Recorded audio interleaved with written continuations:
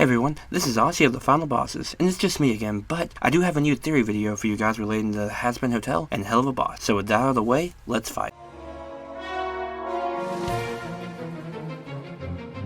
Alright guys, before we get started, I have to warn you, this video does contain spoilers for Has-Been Hotel and Helluva Boss, especially Helluva Boss Episode 2. So if you haven't watched either of those, come back after you watch them, because I don't want to spoil them for you. Alright, with that out of the way, let's get started. Before we get into the real meat of this theory, I wanted to talk a bit more about some other interesting facts I got from this episode. Like, for example, it seems the imps are definitely confirmed to be born in hell, which we already sort of theorized that before, but now we confirm it with Millie's backstory. Also, it seems that denizens of hell, such as the imps, can be killed without angel weapons. So given that, we can also assume that people like the Overlord, such as Stolas and his daughter Octavia, who were born in hell, can also be killed without angel weapons, hence why all the imps come at him with guns and knives, and why Blitz is able to kill the imps with just a standard gun instead of an angel weapon. I thought this was kind of interesting and something that we may explore into future theories, because this could change up the power dynamic or how the final battles will go in Has-Been Hotel and Helluva Boss. Candidate causing trouble up on Earth for a few of my associates.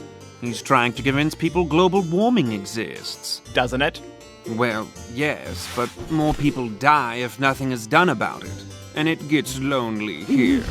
Okay, well, yeah. Alright, let's get into the real part of this theory that we want to talk about, the Lullaby. Okay, so it seems like in the Lullaby that it actually tells us more about the endgame of both Has-Been Hotel and Helluva Boss, and it gives us a little bit more insight to maybe what the Goetia like Stolas are planning, and the relation to the angels and how they're working for them. Yes, that's right, Stolas is working for the angels. Our first bit of proof of this actually doesn't come from the Lullaby. It actually comes from the pilot episode of Helluva Boss. See, in the pilot episode, Stolas hires the IMP to kill someone, that's causing trouble for one of his friends on the surface, who's trying to convince them that global warming exists. When Blitz says, "Doesn't it?"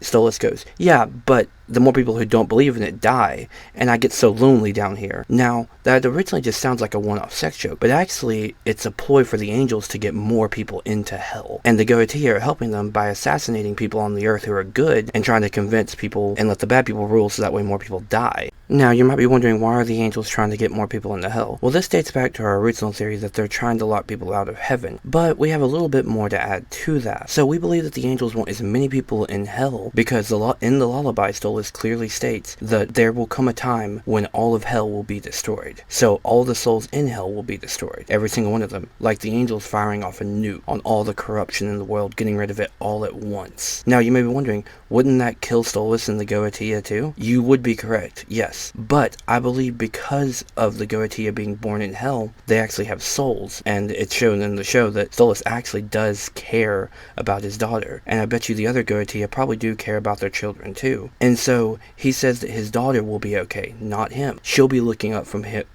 at him from the stars, and she'll be able to find him in the constellation even after hell is destroyed. This is because she will be alive. In exchange for helping the angels, his child gets to live on. Yes, he'll still die, but she'll get to live. I believe that's the deal that Stolas and maybe some of the other Goetia have made. Except for one. As the stars start to align, I hope you take it as a sign that you'll be okay. Everything will be okay. And if the seven rings collapse, although the day could be my last, you will be okay. We hear very clearly in that lullaby that Stolas says, as the seven rings collapse, she will be okay, even if he's gone. This means that he will most likely perish with the destruction of hell, but she will get to live on. Now, if Stolas made this deal, it's safe to assume that, like I said, other Goetia probably made a similar deal with the angels. I would also go so far as to say that Lucifer probably made this deal for Charlie, hence why he is so opposed to the hotel, because it might break the contract of the deal, and it could cause her not to be saved at the end. Now, I want to add just a little bit more to this theory to kind of give it just a little bit more of an edge. So, besides just destroying all of the bad souls in hell, what else could the angels be aiming for? Well, in the song, he clearly states that there's a point in which all the planets will align, and he hopes instead of his daughter being afraid, she'll take it as a sign that they're okay. Now, the planets aligning will probably be when the destruction of hell is set. Now, I want to go back to one of our very first videos here, the very first video actually posted on our channel,